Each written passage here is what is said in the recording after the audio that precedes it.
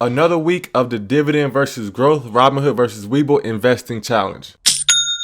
What's up, guys? Welcome back to week 4 of this Dividend versus Growth Investing Challenge that I have going on. It's crazy that it's already been a month since this challenge started. I didn't even think I was going to be doing this challenge for a whole month, but they are some of my most popular videos on my channel, and I do enjoy making them because it is a lot of fun for me to research and find these stocks in my portfolio. So for those who are new to the channel, I am adding $100 every single week to either a dividend or a growth portfolio, and I'm going to see which portfolio grows to $10,000 faster. And as I said before, because the WeBull portfolio is so much larger than the Robinhood portfolio, I will be spending the rest of May catching this portfolio up. So I have a little bit of surprise in today's video. Some of the stocks that I bought last week are actually already up almost 30%. So if you want to see exactly what those stocks are, just stick around to the end of this video and let's get started.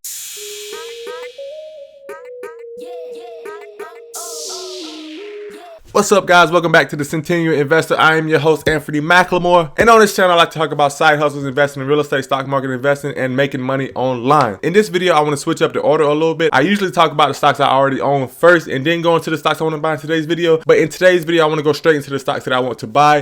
And then I'll spend the rest of the video going to the stocks that I already own. So without further ado, let's jump right into my Robinhood app and let's see exactly how the portfolio is doing. So today is Friday, May 22nd. I record this video on the Friday of the week before I release it to you guys, just so I have enough time to edit it and upload it on time. So as of today, my portfolio is valued at about $517.30. On the week, I am up 0.5% or about $2 or $3. On the month, I am down a little bit, almost 50 cents. On the 3-month chart, it's pretty much the same. And on the 1-year chart and the all-time chart, I talked about this in the previous video, but I am down $722 and down $1,000 respectively. If you want to see me do a whole video on about my day trading experience and how exactly I got down this much in day trading, leave a comment down below and I'll be sure to make a video about it. But today's video is about advancing on this challenge, so let's go into the stocks that I will be adding to this portfolio today. But first, I must add the money to this portfolio, and you know what we have to do to do that. So what we'll do, we'll go over to my profile, click on this 3-bar button, go to investing, go to transfers. Let's transfer some money to Robinhood, and let's put 100 big ones in this Robinhood account.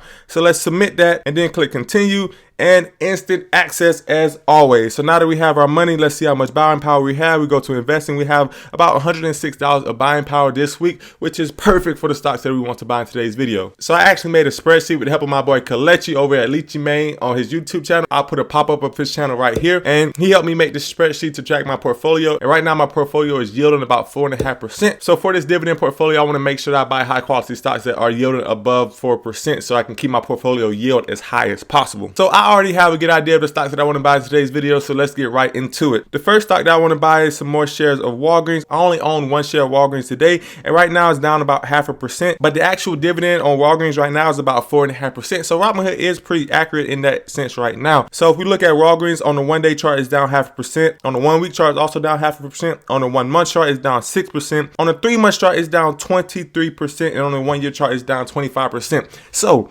depending on what type of investor you are, you can see Walgreens as an extreme risk, or you can see it as an extreme value stock to own. And with a dividend yield of about 4.5%, I see it as a good opportunity to add some high quality stocks to my portfolio because it has an essential business model, and I think it'll do well coming out of this pandemic. I must remind you that I am not a professional financial advisor or professional stock picker. I am just a 21-year-old on YouTube sharing his opinions. So with that being said, let's trade some Walgreens, or let's buy some Walgreens. We're going to buy 2 shares at a market price. We're going to review that and then submit it, and then boom. So that's our first stock pick of the day. Right now we own 3 shares at an average cost of $40.46 per share, and I'll go a little bit more into exactly what my gains and losses are later in this video. So actually, to buy the next stock that I want in today's video, I have to have a little bit more buying power. So let's go ahead and deposit another $5 into Robinhood because I am just under the amount that I need. So we're going to submit that once again and then get instant access as well. So the next stock I want to buy, I talk about this in almost every single video, and that is AT&T. AT&T right now has a dividend yield of about 7%, just under 7%, and I think it is a great company to add to my portfolio in order to keep getting that high dividend yield. I talk about AT&T a lot in one of my previous videos. If you want to learn more about what I feel about AT&T exactly, I'll put a link down in the description below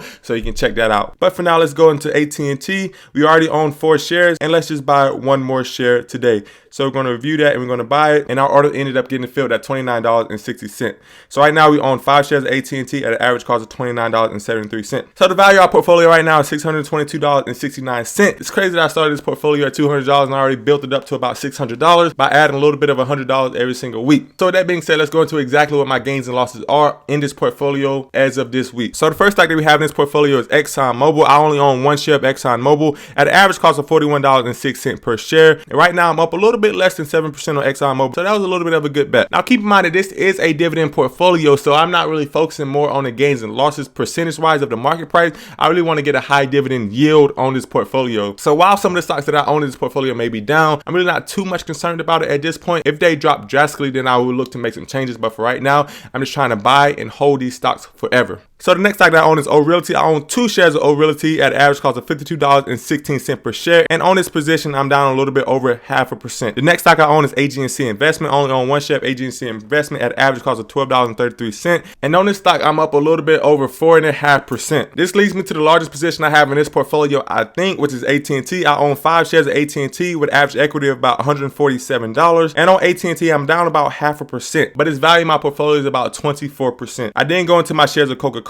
I own 3 shares of Coca-Cola, and on this position, I'm down about 2.5%. Now I go into my 2 shares of PSEC, and as you can see by this one-day chart, PSEC is up insane. I honestly did not think PSEC would jump this high. I bought it as a little bit of a joke in one of my previous challenge videos, but as a PSEC, I am up 27%. I only bought 2 shares of PSEC because it was down to $4, and I thought, well, this has to be a good deal. Even though I fully expect this company to cut its dividends at some point in the future, it's paying over 125% of its net income out in dividends, which is just a stupid amount of money. So I realistically expect this company to cut its dividends in its future. So obviously I won't be buying any more PSEC until I see what a new dividend will be. But I just think that this is pretty crazy that I am up 27% on this one stock. It's almost like a Tesla position of the amount of growth that this has seen. So now I'll go into my 1 share of Delta Air. I'm not really sure why I own Delta Air in this portfolio. I may look to sell it soon, but I only own 1 share of Delta Air, and I'm down about 4.5% on this position, which leads me to the position I bought today, which is Walgreens. I have 3 shares of Walgreens, and I'm down about 2.5% on this position. Now I'm going to my second to last position, which is Regions Financial, and on Regions Financial, I am up 0.25%.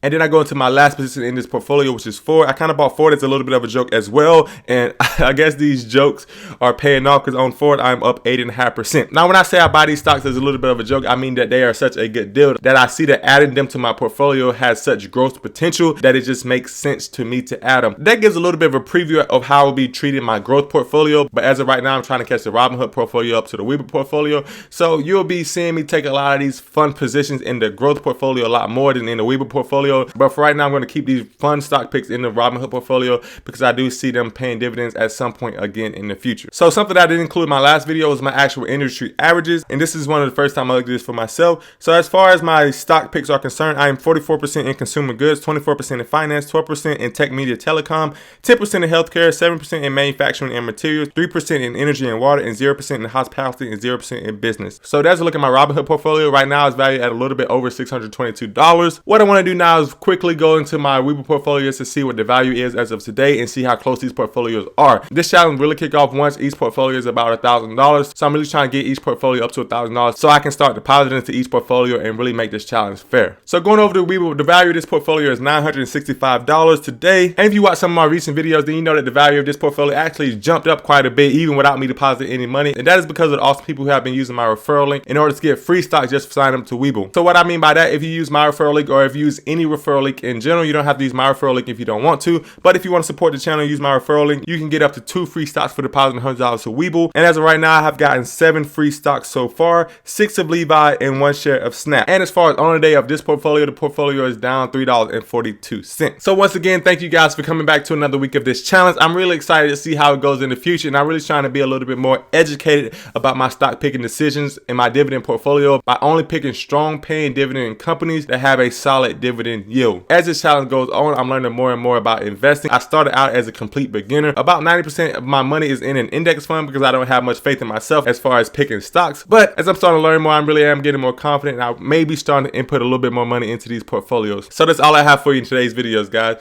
If you really want those 2 stocks, use the link in the description below. I know I keep saying it, but it is such a good deal that I feel like everyone who is capable of taking advantage of it should take advantage of it. But I'm not going to drag this video out any longer because I don't want to waste any more of your time. So I really hope you guys enjoyed this video, and I will see you next time, guys. Peace. What's up? What's up, guys? Welcome back to week 4 of this Dividend versus Robinhood. It's crazy that it's already been a month. So So for those who are new to the channel, what I'm doing is I'm adding $100 to a dividend versus growth. So I have a little bit of a surprise in this video. Some of my stocks in this portfolio. So I have a little bit of a surprise in this video. Some of the stocks that I bought last week are actually up almost 30%. So I have a little bit of